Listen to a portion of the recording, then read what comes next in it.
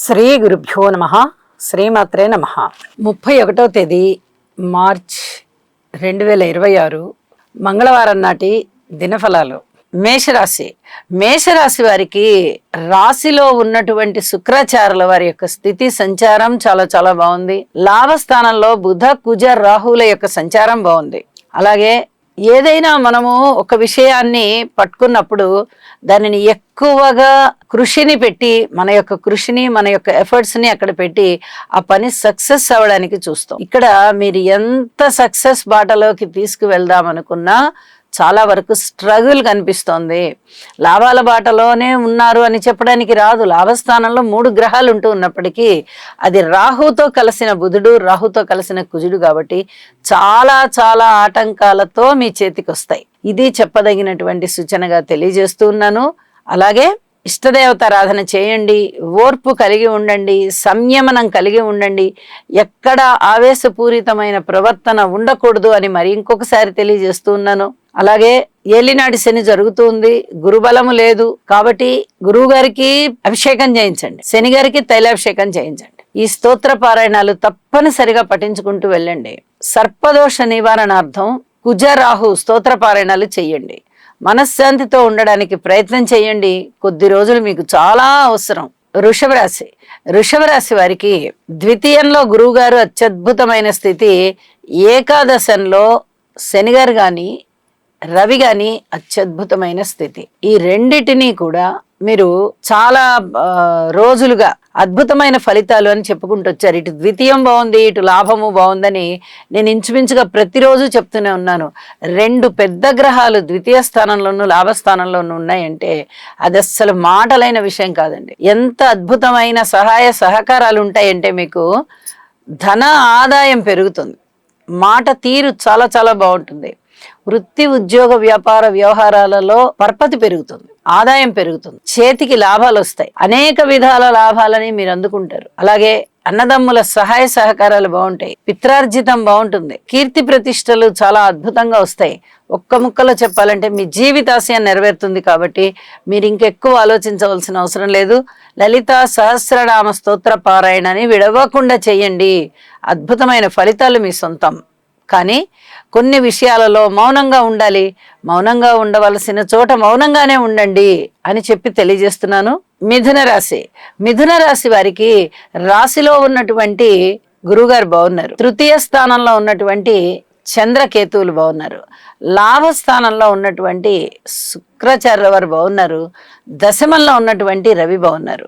ఎప్పుడైతే 5 గ్రహాల యొక్క అనుకూలత ఉందో మీకు చాలా చాలా అదృష్టవంతమైనటువంటి కాలం, చాలా బాగుంటుంది. ఎన్ని రకాలుగా మీరు ఈ దైవ బలాన్ని సంపాదించుకున్నారంటే పూర్వజన్మలో చేసుకున్న అదృష్టం ఇప్పుడు మీకు అక్కడికి వస్తోంది అని చెప్పాలి.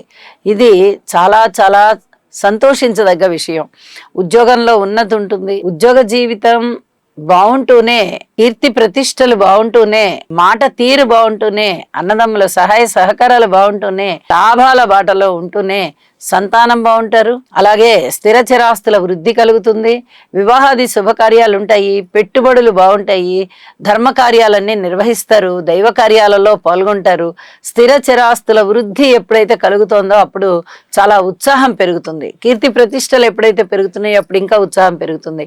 వెరసి ఈ రోజంతా కూడా చాలా ఆనందంతో ఉంటారు. మీరు నవగ్రహాల యొక్క స్తోత్రపారాయణ చేసుకోండి అని చెప్పి తెలియజేస్తున్నాను. కర్కాటక రాశి వారికి వ్యయస్థానంలో ఉన్నటువంటి గురువు గారు చాలా బాగున్నారు. అలాగే దశమ స్థానంలో ఉన్నటువంటి శుక్రాచార్యుల వారు బాగున్నారు. మిగతా గ్రహాల యొక్క అనుకూలత ఏదీ కూడా లేదు. ఈ అనుకూలత లేకపోవడం కారణం చేత అననుకూలమైనటువంటి గ్రహాలన్నిటినీ కూడా మీరు అనుకూలం చేసుకోవాల్సినటువంటి పరిస్థితి ఏర్పడుతోంది.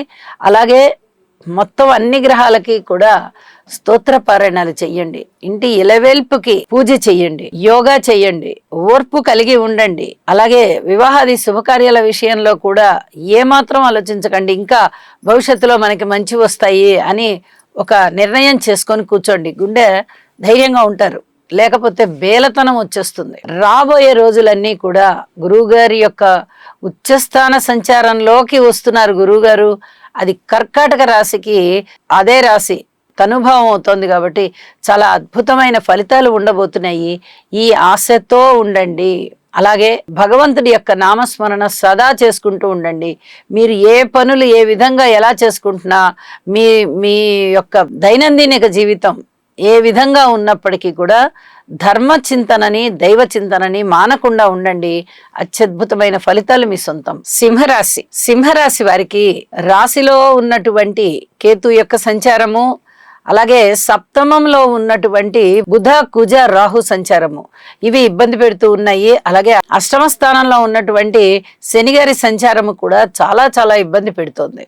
ఇలాగా బలమైనటువంటి గ్రహాలు రాశిలో గాని సప్తమంలో గాని అష్టమంలో గాని ఇబ్బంది పెడుతూ ఉంటే అనుకూలమైన ఫలితాలు ఏ మేరకు వస్తాయి అంటే, ఇక్కడ లాభస్థానంలో గురువుగారు ఉన్నారు, అది చాలా అద్భుతమైనటువంటి విషయం అని చెప్పాలి.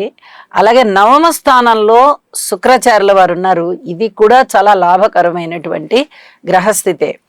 రాశిలో చంద్రకేతువులు ఉంటూ సప్తమ స్థానంలో ఉన్న గ్రహాలు కూడా వీరిని వీక్షిస్తూ ఉన్న కారణం చేత ఇక్కడ ఏదైనా కానీ అనుమానం అనేటటువంటిది బాగా ఉంటుంది. ఒక పక్క రాహుకేతువుల స్థితి మిమ్మల్ని ప్రేమాభిమానాల నుంచి దూరం చేసే విధంగా ఉంటే, ఇక్కడ అనుమానం అనేది కూడా ఒకటి పొడసూపుతుంది. ఇవన్నీ కూడా మిమ్మల్ని చాలా ఉక్కిరిబిక్కిరి చేస్తాయి.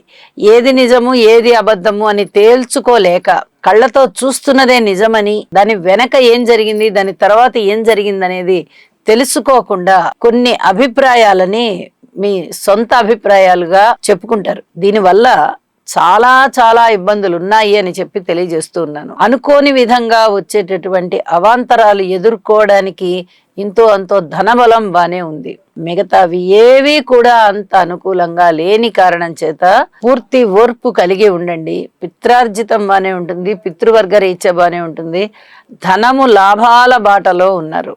ఇక మిగతా అన్ని విషయాలు వాక్కు పరంగా కానీ, అన్నదమ్ముల సహాయ సహకారాల రీత్యా కానీ, కొనుగోలు అమ్మకాల విషయంలో కానీ, సంతాన విషయంలో కానీ, అలాగే ఏదైనా రుణభారాల విషయంలో కానీ, భార్యాభర్తల అనుకూలత పట్ల కానీ, దూర ప్రాంత ప్రయాణాల పట్ల కానీ, ఉద్యోగ జీవితం కానీ, మీరు ఏ అంశమైనా తీసుకోండి అనుకూలత లేదు అని చెప్పి తెలియజేస్తున్నాను. అలాగే నవగ్రహ స్తోత్ర పారాయణాలు చేయండి, నవధాన్యాలు దానం ఇవ్వండి, ఇష్టదేవతారాధన చెయ్యండి, వీలైనంత వరకు మౌనంగా ఉండడానికి ప్రయత్నం చేయండి అని చెప్పి మరీ తెలియజేస్తున్నాను.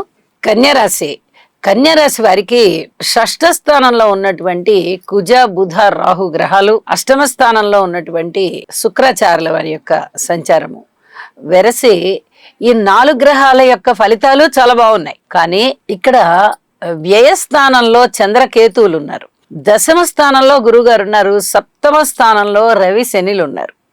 కొంచెం రాజకీయ పరంగా బాగుంది అనిపిస్తుందన్న మాటే గాని ఇక ఇతరత్ర ఏ గ్రహాలు కూడా అనుకూలతనని ఇవ్వడం లేదు. ఈ గ్రహాలు కూడా అననుకూలంగానే ఉన్నాయి. ఇవన్నీ కూడా చెప్పదగినటువంటి సూచనలే. షష్ఠ స్థానం యోగ్యంగా ఉంది కదా అనుకుంటే, అక్కడ రాహుతో బుధుడు, రాహుతో కుజుడు కలిసి ఉన్నారు. అంటే అన్నదమ్ముల యొక్క సహాయ సహకారాలు ఉండబోవు, భూమికి సంబంధించిన లావాదేవీలు ఇబ్బందిగా ఉంటాయి, వాహనాలకు సంబంధించిన లావాదేవీలు ఇబ్బందిగానే ఉంటాయి. అలాగే మీ వ్యక్తిత్వం మీద నింద పడేటటువంటి అవకాశం ఉంటుంది. ఏ దానిలోనూ మీరు ముందరికి ఫ్రీగా వెళ్ళగలిగేటటువంటి పరిస్థితులు కనబడబోవు. ఎక్కడ చూసినా ఏదో ఒక ఆటంకం కనిపిస్తూ ఉంటుంది. వీటన్నిటినీ అధిగమించుకొని ముందరికి వెళ్ళాలి అంటే మీరు సుబ్రహ్మణ్యేశ్వర స్వామికి పూజ చేయండి, పుట్టలో పాలు పోయండి. ఇది చెప్పదగినటువంటి సూచనగా తెలియచేస్తున్నాను. అలాగే గురుగ్రహ స్తోత్రాలు పఠించండి. భార్యాభర్తల అన్యోన్యత విషయంలో పూర్తి ఓర్పు కలిగి ఉండండి. ఏదైనా విలువైన వస్తువులు మీకు అందడానికి చాలా చాలా అవకాశాలు ఉన్నాయి, వాటిని భద్రపరచుకోండి. అలాగే అన్నదమ్ముల యొక్క సహాయ సహకారాల విషయంలో కానీ, మాతృవర్గ రీత్యా కానీ, స్థిరచరాస్తుల రీత్యా కానీ, సంతాన రీత్యా కానీ, వివాహాది శుభకార్యాల రీత్యా కానీ పితృవర్గ రీత్యా కానీ ఏ విషయమైనా ఏ అంశమైనా పూర్తి జాగరూకతతో ఉండండి. నవగ్రహ హోమం చేసుకోండి, నవధాన్యాలు దానం ఇవ్వండి, ఇష్ట దేవతారాధన చేయండి, ఇంటి ఇలవెల్పు పూజ చేయండి. ఇవి చాలా చాలా చెప్పదగినటువంటి సూచనలు అని చెప్పి తెలియజేస్తున్నాను. తులారాశి వారికి మనము ప్రతిరోజు చెప్పుకుంటున్నాము చాలా అద్భుతమైనటువంటి గ్రహస్థితులు. షష్ఠ స్థానంలో శని గారు ఉన్నారు, రవి ఉన్నారు. నవమ స్థానంలో గురుగారు ఉన్నారు. ఏకాదశంలో చంద్రకేతువులు ఉన్నారు. 5 గ్రహాలు ఉన్నాయంటే అది మాటలైన విషయమా? మనము ఈసరికే ప్రతిరోజు చెప్పుకుంటున్నాము దినఫలాలలో. చాలా బాగుంది, తులారాశి వారికి కోరుకున్న జీవితం ఉంటుంది, అద్భుతమైనటువంటి ఆదాయము, ఊహించని విధంగా ఆదాయము, మాట తీరు బాగుండడము, దైవభక్తి పెరగడము, పిత్రార్జితాలు రావడము, ధన కనక వర్షాలు మీకు కురుస్తాయి. మీకు అంత అద్భుతమైనటువంటి గ్రహస్థితులు అని చెప్పుకుంటున్నాము. అలాగే మీ జీవితాశయం నెరవేరుతుంది అని చెప్తున్నాం. ఇప్పుడు కూడా అదే పరిస్థితి. ఇన్ని గ్రహాలు ఇన్ని ముఖ్యమైనటువంటి స్థానాల్లో ఉండి అద్భుతమైన ఫలితాలను ఇస్తున్నాయి అంటే అది మాటలైన విషయం కాదు. అద్భుతమైన ఫలితాలు మీ సొంతం. ఇక వేరే ఇంకొక ఆలోచన లేదు. చక్కగా అమ్మవారి యొక్క లలిత సహస్రనామ స్తోత్ర పారాయణాలు చెయ్యండి. మరింతగా అభివృద్ధి ఉంటుంది, మానసిక ప్రశాంతత ఉంటుంది అని చెప్పి తెలియజేస్తున్నాను. వృశ్చిక రాశి వారికి చాలా జాగ్రత్తగా ఉండవలసినటువంటి కాలం కనిపిస్తూ ఉంది. అన్ని విధాలుగా ఒక్క దశమ స్థానంలో చంద్రుని యొక్క సంచారము తప్ప మిగతా 8 గ్రహాల యొక్క అననుకూలత కనిపిస్తోంది. అంటే ఒక రాశికి అసలు గ్రహస్థితులు ఏవి అనుకూలంగా లేవు అని చెప్పి మనము ఈ పరిశీలన చేస్తూ ఉన్నప్పుడు ఒక్క చంద్ర సంచారం బాగుంది అంటే అది చాలా బాగుంది అని చెప్పడానికి రాదు. ఎందువల్లంటే చంద్రుడు ప్రతి 2.5 రోజుకి మారిపోతూ ఉంటారు. ఆ మిగతా గ్రహాల కలయికలో కానీ ఆ దృష్టిలో కానీ చంద్రుని యొక్క ఫలితాలు ఉంటాయి తప్ప ఏదైనా దీర్ఘకాల సంచారం కాదు కదా. 2 రోజుల్లో రాశి మారిపోయేటప్పుడు చాలా తాత్కాలికమైనటువంటి ప్రయోజనాన్ని ఇస్తారైనా, అది మంచి అవనివ్వండి చెడు అవనివ్వండి. అలాంటి పరిస్థితుల్లో ఇక్కడ దశమ స్థానంలో చంద్రుడు కేతువుతో కలిసి గొప్ప ఫలితాలు ఇస్తారు అని చెప్పడానికి రావట్లేదు. కాబట్టి నవగ్రహాలకి హోమం చేసుకోవడానికి ప్రయత్నం చేయండి, నవధాన్యాలు దానం చేయడానికి ప్రయత్నం చేయండి, పుట్టలో పాలు పోయడానికి ప్రయత్నం చేయండి, యోగా చేయండి. ఇవన్నీ కూడా చెప్పదగినటువంటి సూచనలుగా తెలియజేస్తూ ఇంటి ఇలవేల్పు పూజ ఎట్టి పరిస్థితుల్లో మానకండి అని కూడా నేను సూచిస్తూ ఉన్నాను. ఎన్ని కుదిరితే అన్ని పాటించండి. వీలైనంత వరకు ప్రశాంత చిత్తంతో ఉండండి. గ్రహగతుల యొక్క బలాలు మళ్ళీ తిరిగి పెరగాలి మీ రాశికి అంటే మీరు ఓర్పుతోనూ సహనంతోనూ కొన్నాళ్ళు ఉండక తప్పదు అని చెప్పి తెలియజేస్తూ ధనస్సు రాశి వారికి 3వ స్థానంలో బుధ కుజ రాహు చాలా చాలా బాగున్నారు. 5వ స్థానంలో శుక్రాచార్యుల వారు బాగున్నారు. అలాగే 7వ స్థానంలో గురుగారు బాగున్నారు. ఎప్పుడైతే 5 గ్రహాల యొక్క ఉనికి చాలా బాగుంది అని చెప్పి మనం చెప్పుకుంటున్నామో అనుకూలమైన ఫలితాలు, వాటితో పాటుగా గురువు గారి యొక్క 7వ స్థాన సంచారము, అలాగే 7వ దృష్టి రాశి మీద వెరసి మీకు దైవభక్తి పెరుగుతోంది, గురువుల అనుగ్రహం పెరుగుతోంది, గురు భక్తి పెరుగుతోంది, దైవ కార్యాలు చేస్తారు, దూర ప్రాంత ప్రయాణాలు చేసి వస్తారు, పుణ్యక్షేత్రాలు సందర్శిస్తారు, పిత్రార్జితం రావడానికి అవకాశం ఉంది, సంతానం చాలా బాగుంటారు, సంతానం లేని వారికి సంతానం కలుగుతారు అనేటటువంటి వార్త వింటారు. సంతానం ఉన్నవారు ద్వితీయ సంతానం కోసం చూస్తున్నట్టయితే వారికి కూడా చాలా అసహజనకంగా ఉంటుంది. అలాగే అన్నదమ్ముల సహాయ సహకారాలు బాగుంటాయి, మనోధైర్యం పెరుగుతుంది, మానసికమైనటువంటి దృఢత్వం చేత మంచి మంచి నిర్ణయాలు తీసుకుని 10 మందిలోనూ ఒక మంచి పేరు ప్రఖ్యాతులు సంపాదిస్తారు, అంటే ప్రశంసలు సంపాదిస్తారు. ఇవన్నీ కూడా చాలా చెప్పదగినటువంటి సూచనలుగా తెలియజేస్తున్నాను.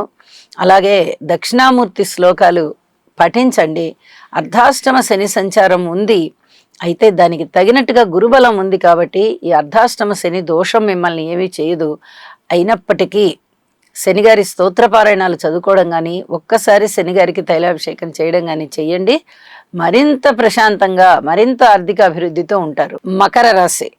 మకర రాశి వారికి 3వ స్థానంలో శనిగారి రవిగారి సంచారము, 2వ స్థానంలో బుధుని సంచారము, చతుర్థంలో శుక్రాచార్యుల వారి సంచారము, 4 గ్రహాలు వరుస రాసుల్లో ఉంటూ ఉన్న కారణం చేత మీకు అధికమైనటువంటి ప్రయోజనాలు కలిగే విధంగా ఉన్నాయి గ్రహస్థితులు. అయితే బుధుడు రాహుతో కలిసి ఉన్నారు. ఇది చాలా జాగ్రత్తగా చెప్పదగినటువంటి సూచన.